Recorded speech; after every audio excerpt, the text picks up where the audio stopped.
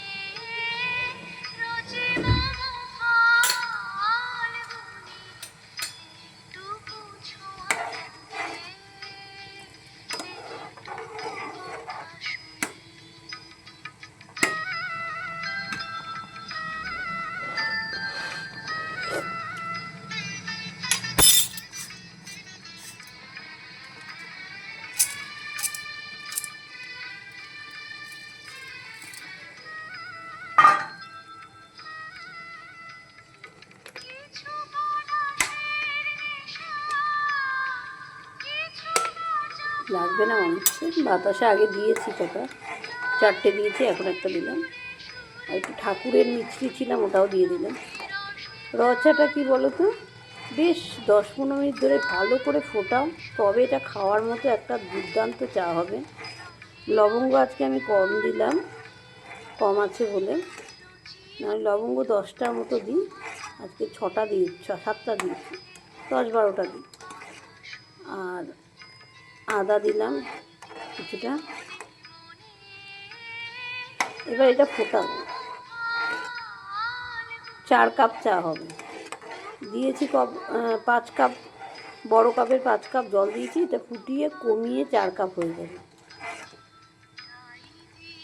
আমি আর হাজব্যান্ড দুবার খাই, তো আজকে আর দুবার খাওয়া হবে না, আমি খাবো দুবার, উনি একবার খেয়ে তারপরে ওনাকে ভাত দিয়ে দেবো। আমি দুবার খাবো, আমার খেতে খেতে 12টা, কারণ আমি দোকান থেকে এসেছি, এখন 9টা বাজে, এখন চা বানাচ্ছি। এটা লিকারটা খুব ভালো করে বেরোলে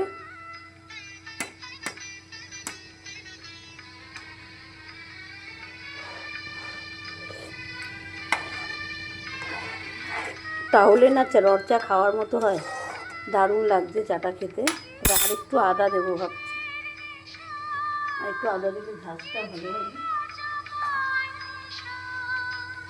এই আর একটু আদা দেবো।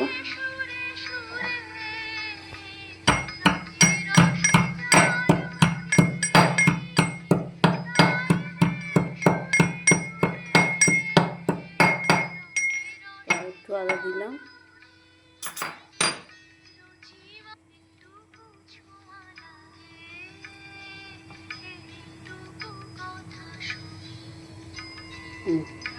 একটু আদা দিয়ে দিলাম।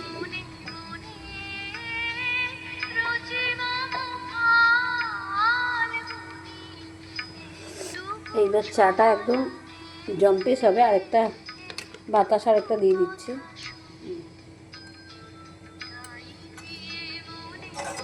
তেতো হবে, চাটা একটু কড়া হবে, তেতো হবে না কিন্তু কড়া হবে। আজকে একটা তোমাদের সত্যি কথা বলছি, এই র চা বিধাননগরে আমার মেয়ে যখন ক্লাস 11-12 পড়ে, তখন একজন স্যারের কাছে পড়তো। উনি র চা সবার বাড়িতে খেয়েছেন, উনি বহুত বছর টিউশনি করেন। উনি সবার বাড়িতে গিয়ে বলতেন যে এনার হাতের, আমার হাতের কথা বলতেন, পেখমের মায়ের হাতের র চা এত সুন্দর হয়, কড়া লিকার অথচ তেতো হয় না। এত ভালোবাসতো আমার চা খেতে। লিকার একদম পুরো কালো হবে কিন্তু তেতো হবে না, এটাই হলো মজা। তো এইবার চাটা বন্ধ করব। টাটা বন্ধুরা, সবাই ভালো থেকো।